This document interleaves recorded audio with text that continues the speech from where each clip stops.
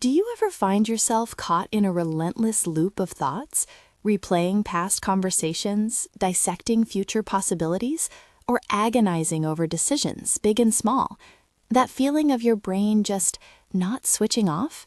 If so, you're certainly not alone. It's a remarkably common human experience, one that can leave us feeling drained, anxious, and utterly stuck. Welcome. Today, we're going to explore how to break free from the grip of overthinking.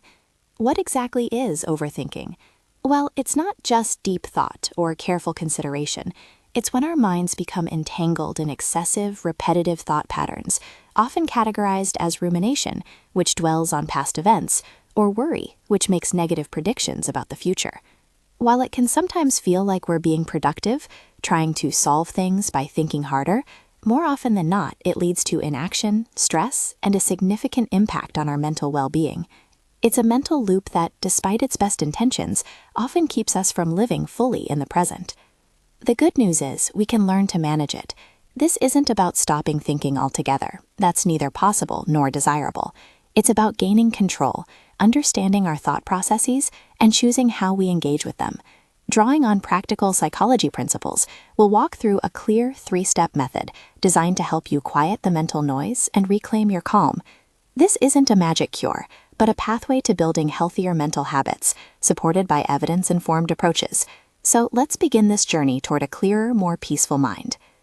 Our first step in stopping overthinking is perhaps the most fundamental.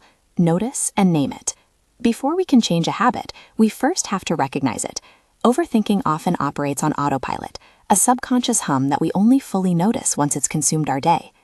This step is all about developing awareness. It means learning to identify when you're caught in that loop. What are your triggers?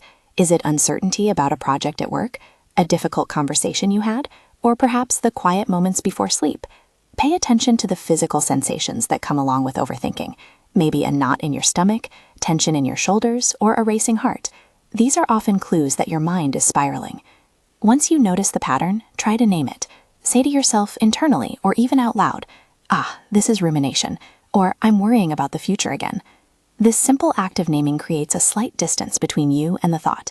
You are the observer, not entirely consumed by the thought itself. Think of it like watching clouds drift by. You acknowledge their presence, but you don't get swept away by them.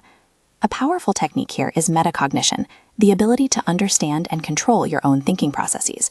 It's about recognizing that you have a choice in whether to engage with every single thought that pops into your head. Just because a thought appears doesn't mean it demands your immediate, full attention. You can acknowledge it and then consciously decide to let it go.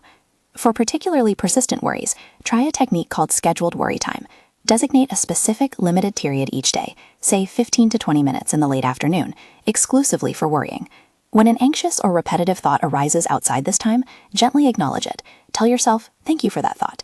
I'll give it proper attention during my worry time, and then consciously redirect your focus back to the present moment or the task at hand.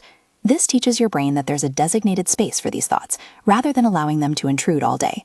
Moving on to our second crucial step, challenge and reframe.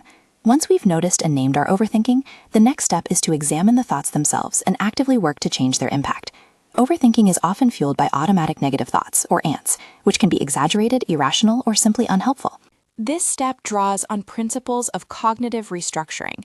It means questioning those nagging thoughts rather than accepting them as absolute truths.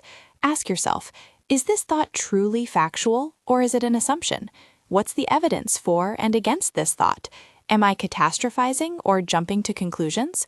Often, our overthinking mind paints the worst-case scenario, forgetting to consider other, more likely outcomes. For instance, if you're overthinking a minor mistake at work, your mind might say, I'm going to get fired for this. I always mess things up. Challenge that thought. Has a minor mistake ever led to termination before?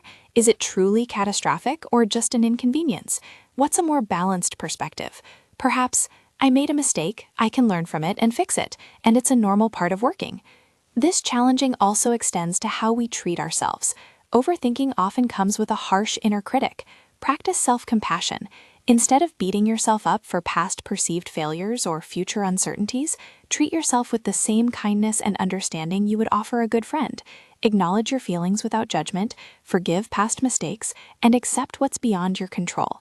When you reframe your internal dialogue from self-criticism to self-support, you strip overthinking of much of its power. Finally, our third step is act and engage. Overthinking thrives in inaction. When we're stuck in our heads, we often procrastinate or avoid making decisions, which only feeds the cycle of analysis paralysis. This step is about shifting from passive mental analysis to taking concrete, manageable steps in the real world. If you're overthinking a complex problem, break it down. What's one tiny, actionable step you can take right now? Even if it's just sending an email, making a phone call, or researching one small piece of information.